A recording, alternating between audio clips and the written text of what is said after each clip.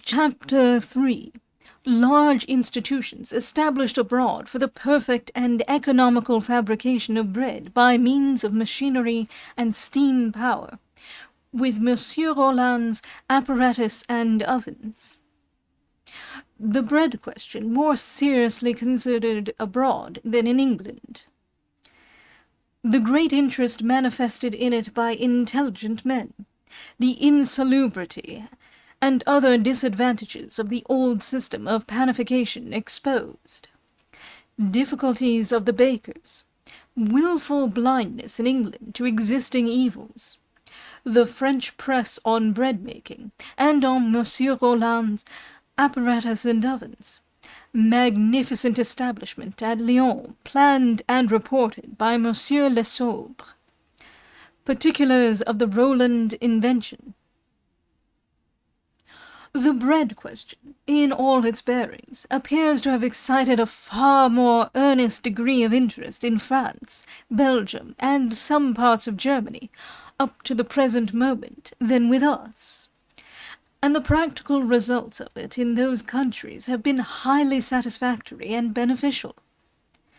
A general impression seems to exist there, amongst the intelligent orders of society, of the absolute necessity of a thorough reform in the old methods of panification or bread-making, some not very attractive pictures of which are given in several of their recent publications on the subject, written by men of ability, who have entered with great zeal into the subject.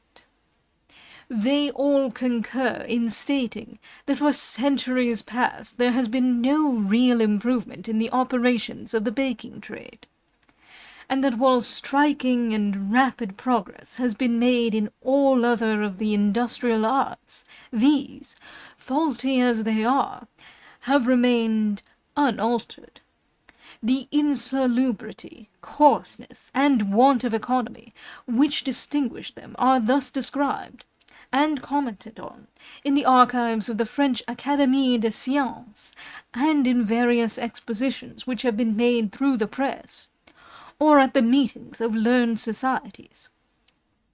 I insert some of the details, unattractive as they are, without softening them for the fastidious reader, because any disgust which they may inspire will be a natural and healthy consequence, and may awaken a desire to aid in their abolishment.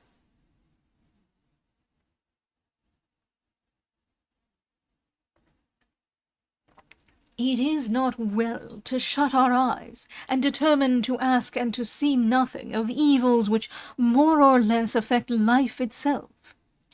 Though thousands of irreflective persons prefer to do this, rather than to investigate and endeavour to remove them, many do not even choose to believe that the water supplied to the inhabitants of London requires purifying before it can be drunk with safety, or that the imperfect sewerage of that mighty city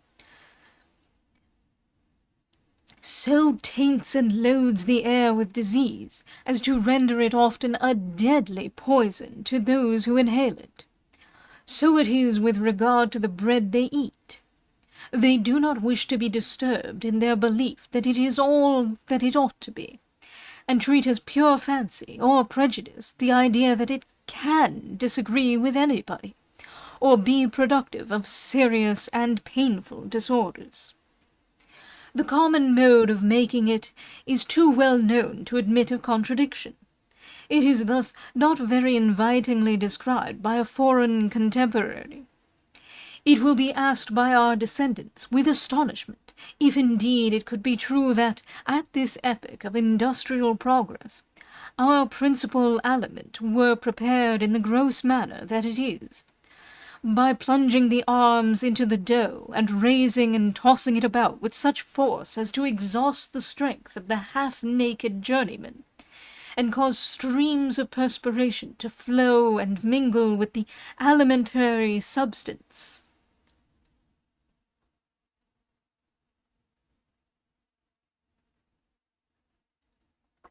And again, If instead of being satisfied with the aspect of the loaves exhibited in the windows of the bakers' shops, we were to descend into the offices where they are made, and witness the want of cleanliness and wholesomeness which attend their fabrication, could see here a reservoir of water which is never changed, there supplies of flour exposed to the influence of an impure atmosphere, either too damp or overheated, and above all, sickly, perspiring men in contact with our food, we should turn away with a very legitimate feeling of disgust.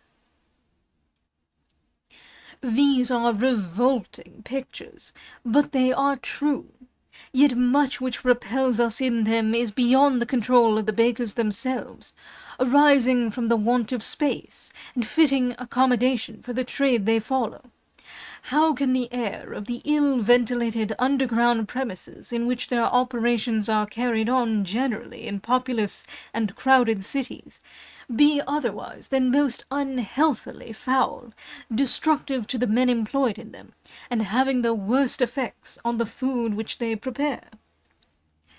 No article of our nourishment requires more scrupulous nicety in everything connected with its fabrication than bread. Its value, which cannot well be overestimated, is dependent on its purity, and this can be preserved, even when it is composed of genuine ingredients, only by the utmost cleanliness in all the details of its preparation, and the absence of every unwholesome influence in the locality where it is effected. The leading journals of France, in their notices of an invention which fairly promises to supersede, at last, the old objectionable routine of the baking trade, are unanimous in their severity of remark on its glaring defects. The Courrier de Lyon, 16th February, 1854, treats it rather humorously, thus: "From the fine arts let us pass to the art of bread-making, which is not in itself a fine art, but which has the merit of contributing to the existence of all others. If we call it an art at all, it is from pure politeness and in conformity to common usage that we do. For in fact it is nothing but a barbarous routine, unworthy of the civilization which has created so many industrial miracles.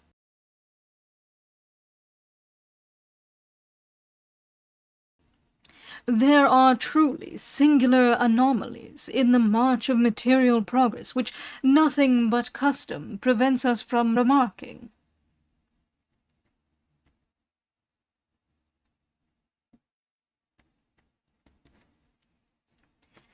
For example, we have decomposed all the original elements, water, fire, air, and earth, have conquered pain by means of chloroform, annulled distance and time by the electric telegraph, measured the mountains of the moon, brought to sight stars which were imperceptible, analyzed light, and made tables dance. We have launched upon the ocean marvelous vessels which defy the tides and the winds, and created and subdued horses of fire, which can drag a rolling village over precipices or through the bowels of a mountain with the speed of a hippogriff. In a word, we are become Titans through the medium of science, which nevertheless has not given us bread worthy of man. This fact is certain. In the midst of the general progress of civilization, the important art of bread-making has remained very nearly as coarse and barbarous as it was in the times of the cabbages of Fabricius, or the plough of Cincinnatus, and yet nothing can be easier than to carry it as nearly as may be to perfection.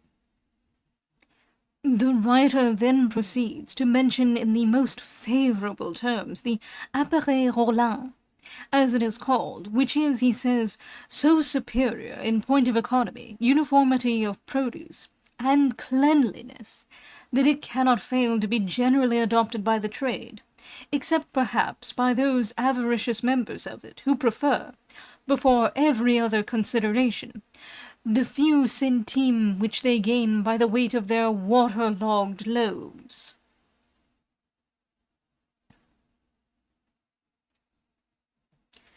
Extract on the same subject from The Cosmos, a scientific review. We might refuse to believe, if the fact were not forced on our conviction, that the most important and the most ancient of all the arts is the one which at the present day is the least advanced.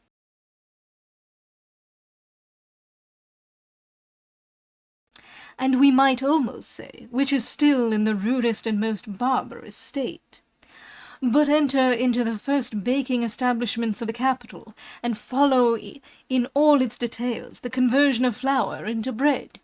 You will be grieved to see that, though incessantly repeated for thousands of years, the process has remained absolutely devoid of improvement. And you will turn away from the sight of it with a saddened spirit, even if it should not have inspired you with deep disgust. In the middle of the 19th century, bread-making is still a cruel labor. Footnote. This applies only to bread-making on an extensive scale. There is nothing very laborious in preparing it in small quantities for domestic consumption. End footnote.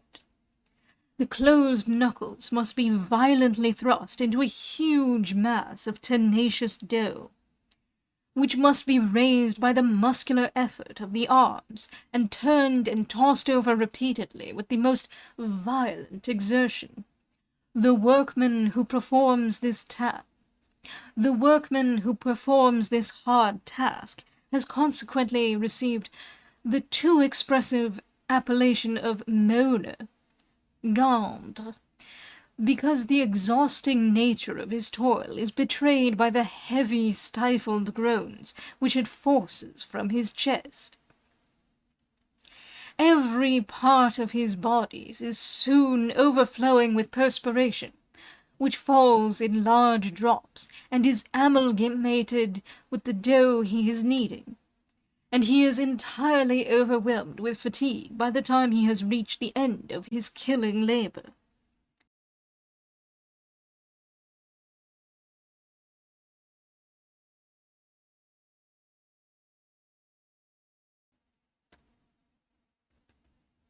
The further sufferings of the unfortunate workman from the fine dust which he constantly inhales, and which is said to cause various pulmonary affections, from the manner in which it clogs the lungs, and the destructive effect on the eyesight of the burning atmosphere, which he encounters when placing his bread in the oven, are dwelt on by the journalist just quoted, as well as by other writers, in the most influential and popular of the French papers, and it is obvious that some great modification, at least, is imperatively needed, of a system which combines so many serious evils as those which they describe, and which is not confined to their country, or to our own.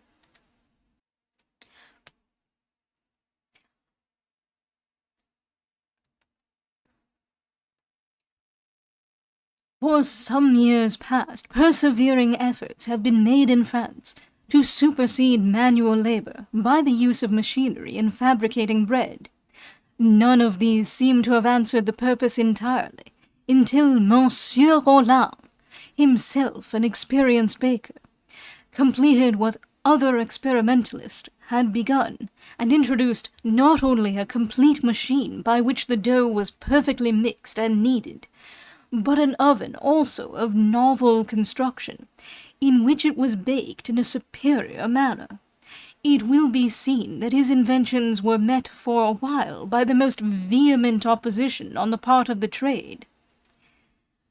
But, to judge by a long list of places where they have been adopted, and of persons who have given the highest testimonials in their favour after having practically tested their efficiency, their real utility is now appreciated. A Monsieur Lesobre, to whose intelligent agency and indefatigable exertions the appareil roulant owes much of its success, addressed himself thus upon the subject of it to the Scientific Congress of France, at its meeting of March 1st, 1856.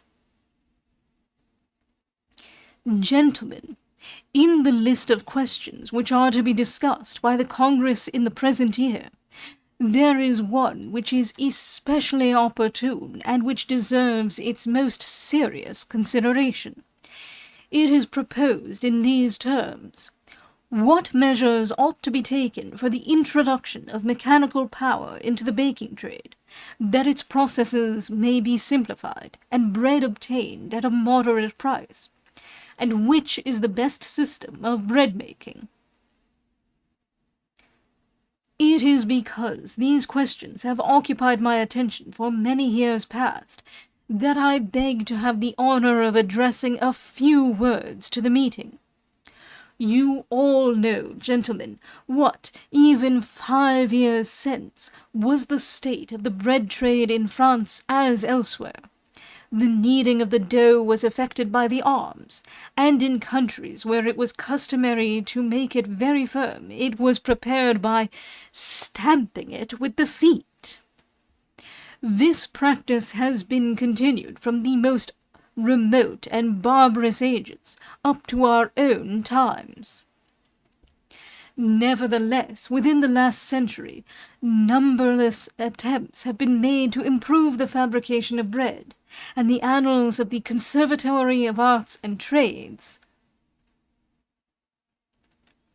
will show that more than 100 inventions have been produced during that period for its mechanical preparation, and for a more economical and cleaner mode of baking it. Still, the trade has remained obstinately unadvanced, rejecting with dogged and almost savage resolution every proposed improvement.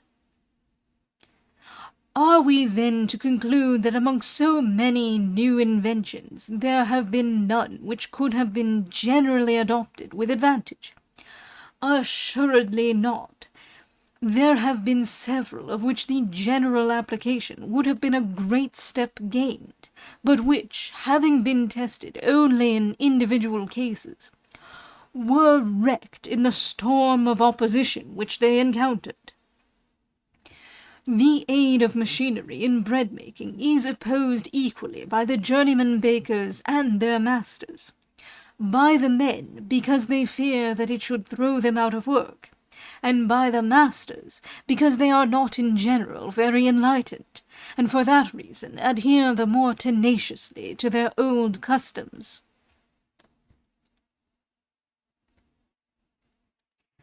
And also because the purchase of the machinery would be expensive to them.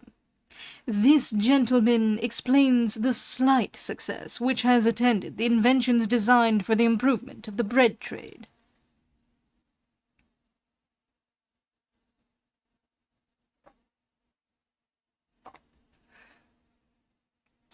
But in 1851 a new state of things commenced.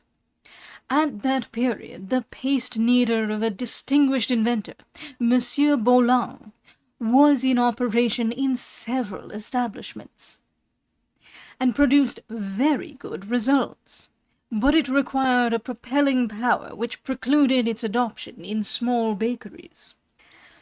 Another invention, applicable alike to the preparation and to the baking of bread, appeared at this epoch. Monsieur Roland, the originator of it, thus presented to the world a new and complete system of panification. His kneading apparatus and oven, both of remarkably simple construction, have been described in 2 favourable reports, in one to the Académie des Sciences by Monsieur Payan, and in another to the Société d'Encouragement by Monsieur Gaultier de Clobry. These 2 reports mark the commencement of a real revolution in the baking trade. Certainly it would ill become me, of all people, to present myself here after such distinguished and learned men, to pronounce a eulogium on this or that apparatus. I desire simply to state certain facts, and to leave them to the just discrimination of the Congress. I have earnestly examined and entered deeply into the subject, and it has assumed an aspect of a far higher importance than it originally bore.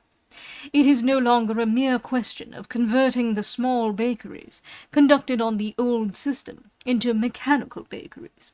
We seek to ascertain what results can be obtained by employing the perfected apparatus in large public bread-making establishments.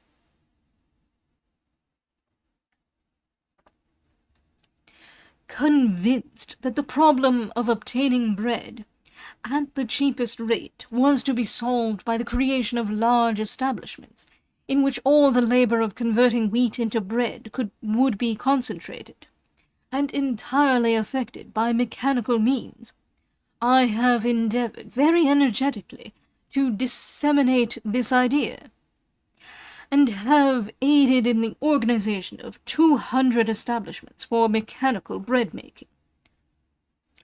I myself founded one at Fontainebleau, and afterwards, in conjunction with a very active and intelligent man, Monsieur Delors, created a second at Lyons.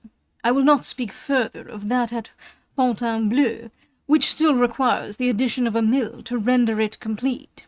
But I could wish, gentlemen, particularly to draw your thoughts to the manutention civile of Lyons, which is really worthy to fix your attention, from its interesting economical results.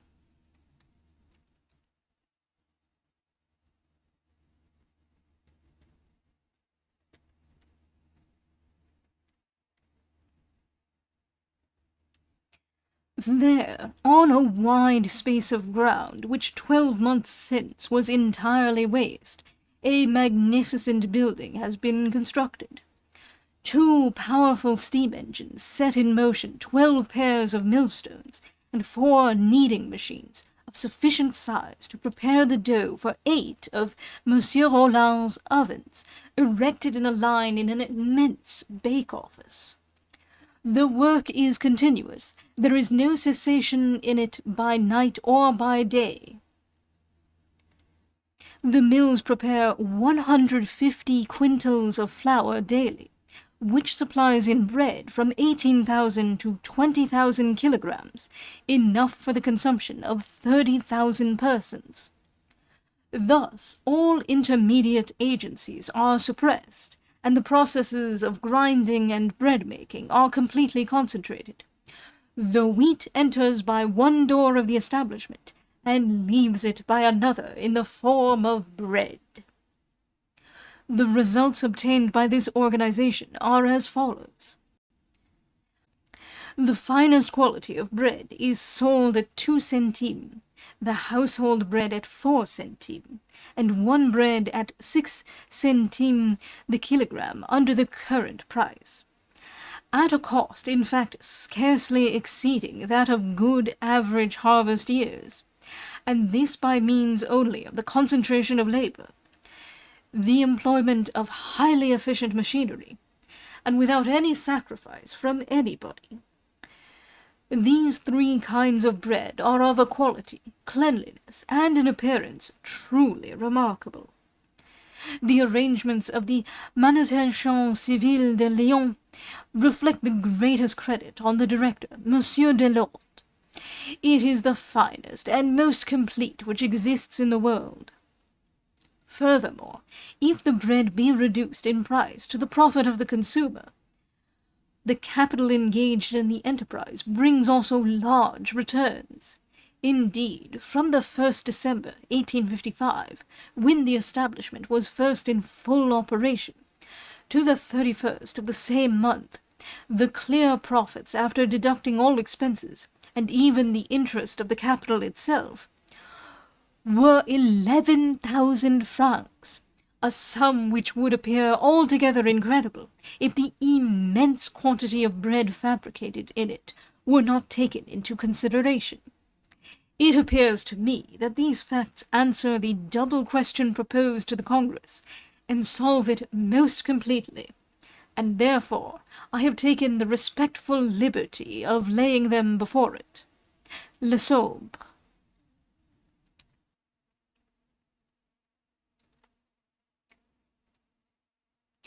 I have no further knowledge of the inventions and establishments spoken of by Monsieur Le Sobre than that which I owe to his having courteously supplied me, through a friend now residing in Paris, with the information of which I have made use here, and the favourable reply which I received in answer to my inquiry of the only English baker who has given a trial to the Roland kneader and oven, as to whether they really answered their purpose well or not. Footnote: Mr. Deacon, 10 Chester Street, Kennington Lane. Mr. Deacon informs me, in the note which he returned to mine, that he is quite satisfied with his kneader and oven, and finds them answer much better than the common English one. End footnote.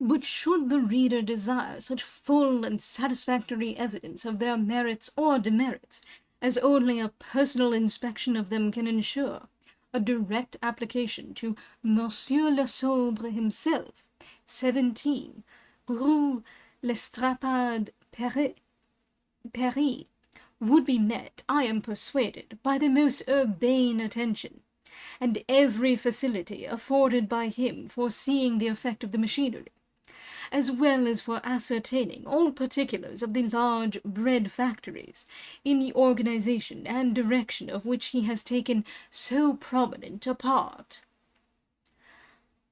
I am informed that he has entire confidence in the speedy adoption of the appareil roulant in this country, if it could once be fairly known and tested. Many of the French bakers, both in Paris and in the provinces, have ceased to oppose its introduction amongst them, and appear to consider it a most advantageous innovation on their old system of labour. Some of them are quite enthusiastic in their expressions of approval, and give animated accounts of the striking success which has attended their experimental trials of it. Others have withheld their testimony until they had tested it thoroughly by months of uninterrupted operation, and then added their tribute in confirmation of its practical value.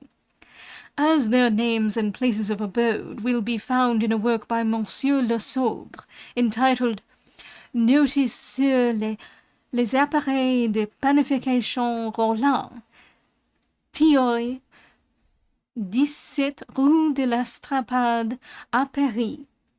Any of them can be referred to at pleasure. I insert a few of them here, taken at hazard, because if it can be shown by a careful and unprejudiced examination of facts, the genuine, well-fabricated bread can be secured to our population at a cost below that at which it has hitherto been procured of far inferior quality, leaving increased profit to the makers as well, a highly important object will be attained, and it appears desirable to open at once such channels of communication as may facilitate it. Monsieur Roland's inventions, or any others, which would effectually aid in its fulfilment, could scarcely fail to find immediate favour here, where the need of better and cheaper bread is beginning to be sensibly felt. Though great innovations, however beneficial their tendency, are almost invariably met at first by a spirit of resistance, which defies all reasoning, For some individual interests generally suffer from their introduction, and there is often also much misapprehension of their real nature and bearing, and an exaggerated idea of the injuries which will attend them. The English bakers may possibly take alarm at the very mention of mechanical bread-making, and imagine that it will materially injure or destroy their trade.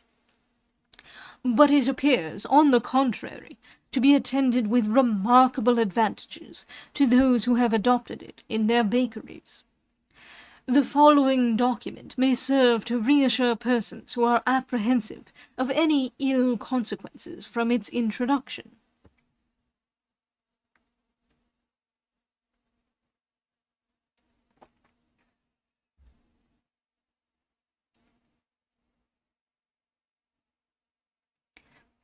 Paris, 25th November, 1852. We, the undersigned bakers, having made use of Roland's kneader, declare as follows. The trade has hitherto stood opposed to mechanical bread kneading, but more, it must be owned, from the faultiness of the machinery employed, than from that of the system itself. For none of the machines invented hitherto have combined the qualities essential to successful kneading. Moreover, these machines had, in a commercial point of view, drawbacks which prevented their general adoption. The mechanism was very complicated, difficult to clean and keep in order, and requiring a high propelling power, and the kneader was usually very expensive. For these reasons, but few of them have been brought into active operation, and in most cases they have been abandoned after unsuccessful attempts to employ them.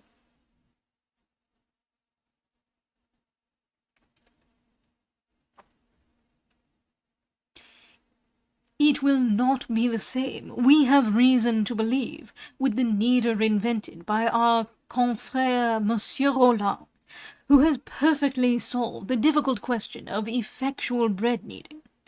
Consequently, his kneader, Pétrin, though invented scarcely a year ago, is now being used in a large number of establishments, both in France and in foreign countries.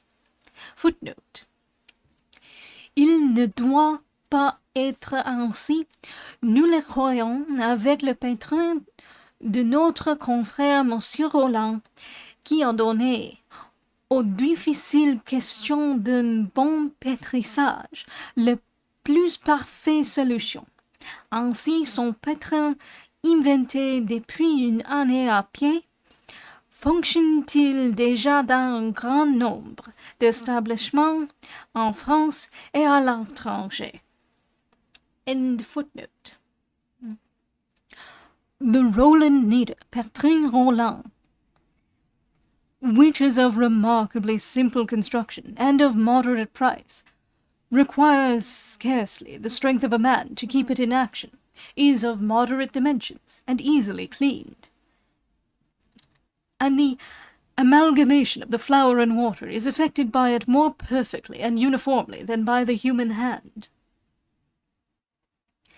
In a word, the work of the Roland kneader is clean, wholesome, and rapid, always regular and noiseless, and, moreover, it considerably alleviates the painful toil of the journeyman. Every day affords us confirmed proof of these advantages in our establishments, and we give here with pleasure the most favourable and complete testimony to them. Signed, Messieurs Kaufmann, 77 Rue de Sèvres, Paris. Fontaine, 39 Rue Omer, Paris. Auberg, 77 Rue Saint-Honoré, Paris. Jaubert, Rue Grenelle, Saint-Honoré, Paris. Pelletier, Rue des Petits Lions, Saint-Sauveur, Paris. Mengout, 96 Rue des Temples, Paris. Gonnet, 92 Rue Beaubourg, Paris. Lesseur, 319 Rue Saint-Martin, Paris. Tioy, 40, Rue Granelle, Saint-Honoré. J.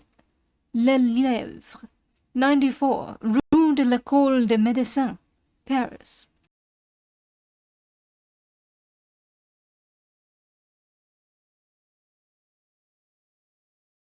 Cernay, derrière Fontainebleau, Seine. Bondon, Rue Picard, Gare d'Ivry, Seine. Riegenbach, à Bar-le-Duc, Meuse. Martifat-Desbrès, à Amiens, Somme.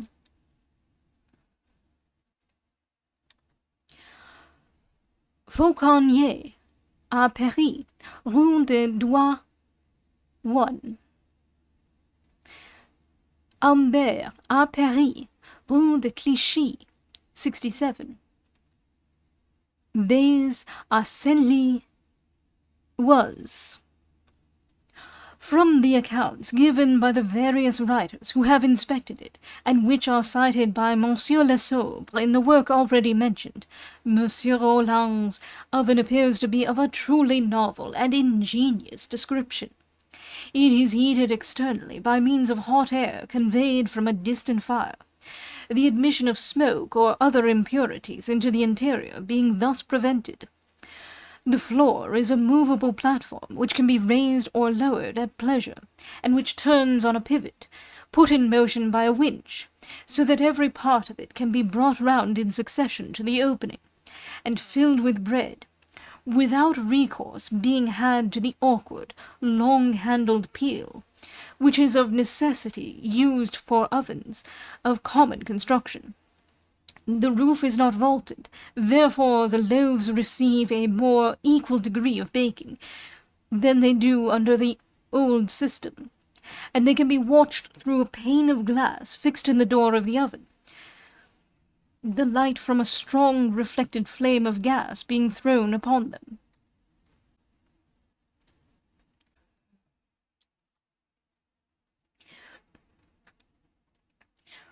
There are many other particulars of interest connected with this invention, of which the principal appears admirable, so far as an idea of it can be formed from words, by persons not possessing sufficient scientific, mechanical, or practical knowledge of the subject to enable them to form any correct opinion on it. But able judges may perhaps be led eventually to bestow some attention on it, and to perfect it, should it be found to need improvement. A French gentleman of very superior powers of mind, accustomed to enter deeply into, and to examine in its most minute details, every question of importance presented to him, and who is a real connoisseur in bread, tells me that for more than 12 months past he has been supplied exclusively with that fabricated by Monsieur Rolland's appareil, and finds it so superior for its cleanliness, flavour, and general excellence, that he cannot reconcile himself to any other. As he has resided in England and in various parts of the continent, he has had good opportunity of comparing that of different localities, and his testimony may be entirely relied on. Footnote: Que votre pain est mauvais was his frequent exclamation when speaking of the bread of our shops, but when asked to taste and give his opinion of some good home-made bread, "Ah, that is excellent! It is like cake," he said, yet it was merely what was always made in the most simple manner for common daily consumption, and not enriched in any way, nor prepared for the occasion. End footnote. In conclusion, Monsieur Rolland has furnished all the bread supplied to the École Polytechnique for more than a year, to the entire satisfaction of the establishment. Amongst the bakers who have written to certify the success which has attended their trial of the Rolland oven and kneader, and to express their obligation to the originator, are a Monsieur Constance, Annay, 4 rue de la Monet Dijon, who delayed his testimony for 5 months, wishing, he says, to make quite sure of the durability, as well as of the effective working of the machinery, and also to ascertain the real extent to which both labour and fuel were economized by the inventions. From Besançon, Rue de Grange,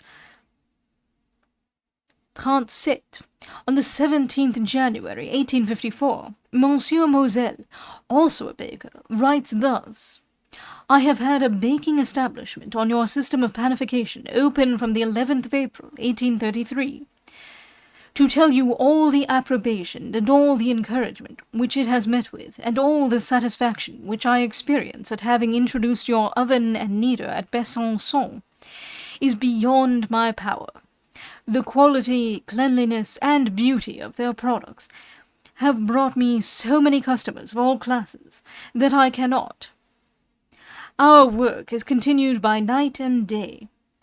You will soon receive orders for more of your ovens and kneaders from Besançon, for the advantages of your system over the old one are so certain and so decided that no hesitation can exist as to which should be preferred. To close the list of the provincial bakers, whose names and addresses I have selected to afford the reader who may desire it every facility of reference to individuals whose own experience enables them to form an accurate opinion, and to impart precise particulars of the result which these inventions give, I append the 2 which follow. Your Roland kneading machine has come to hand very seasonably, for there is much to do in these parts just now, and good workmen are scarce. But that does not put me out at present, for with my 2 boys, one 15 and the other 16 years old, and the new kneader, Petrin, we get through our work better than with the best journeyman. I, who was for 18 years a baker's journeyman, and passed 10 of them in Paris, where I was foreman in various shops, have never seen our work so well done as I find it done now with Roland's machine. Bézot, boulanger, à Drouet, Loire-et-Cher. I must assert it, because it is my conviction, founded on a thorough knowledge of the baking trade, boulangerie. The Roland apparatus will cause a complete revolution in baking, and ought to bring to intelligent bakers a better class of customers and a much increased amount of work. Signed, Duzin, ancien président du Council général des syndics de la boulangerie de France, Rue des Piliers de Tutelle à Bordeaux, October 4th, 1853. The baker of the Hôpital Saint-Jean at Turin, named Ruffinetti, says the advantages of the new oven are very numerous and considerable, and that his workmen appreciate and wish to see it generally adopted in their country. A Monsieur Delmehe of Rio Janeiro, whose oven was constructed from plans, directions, and models sent from France, speaks of its success in the highest terms. In Venice, Vienna, à la Montation de Vivre de l'Armée, and in a long array of other foreign cities, it is also at work. But I am unable to devote further space to it, nor is it necessary to do so for the simple purpose of directing attention to it in England. Note, in the slight description of Monsieur Roland's oven, which I have attempted to give at page 48, I find that I have made a mistake in saying that it was heated by means of hot air conveyed from a distant fire. The door of the furnace is placed quite away from that of the oven, but the fire is under it, and the hot air is made to circulate over and round it by means of flues, which branch off from the main conductor in different directions.